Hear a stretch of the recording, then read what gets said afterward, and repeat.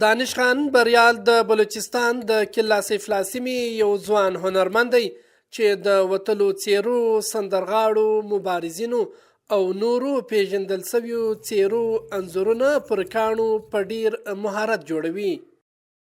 موږ زیاتره د یو مبارزې له لارې یا د ملي اتلان جوړو یا دغه د کرکټ کوم اتلان چې دي د افغانستان یا دغه هنرمندان سندرغاړي لکه هارون باچاجي، همداسې ناشناس استاد ناشناس، همداسې عبدالله موکری، داسې نور ډېر ځینې سندرغاړي یا ملي اتلان لکه غازي امان الله خان او داسې نور میرمن قمرګل یا استاد اولمیر، نو ډېری عکسونه ما جوړ کړي دي په دې کې. دانش خان بریال وایي چې له ماشومتوبه یې له دې هنر سره مینه لرله او د کاڼو د انځورګرۍ ځانګړی فن یې په هرات، کوټه او لاهور کې زده کړی دی. دا کار ما په مختلفو سیمو کې زده کړی لکه افغانستان هرات کې، بیا لاهور کې او نږدې کوټه کې. دا کار ما په شوقیانه طور زده کړی دی. د مکتب د وخت څخه مې د کار سره ډیر شوق و، نو بس سوکه دې کار ته مې اوس د ژوند یو حصه ورکړې ده چې مطلب دغه کار کوم. هغه زیاتوي چې د هر انځور تیارول اوږده پروسه وي او کار یې ډیر زیار غواړي.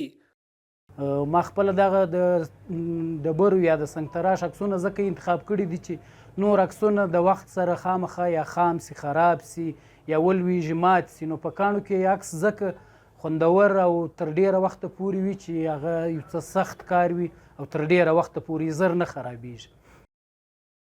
بریال زیاتوي چې هر انځور یو ځانګړې کیسه لري او هڅه کوي هم هغه کیسه د رنګونو او کرښو له لارې خلکو ته ورسوي.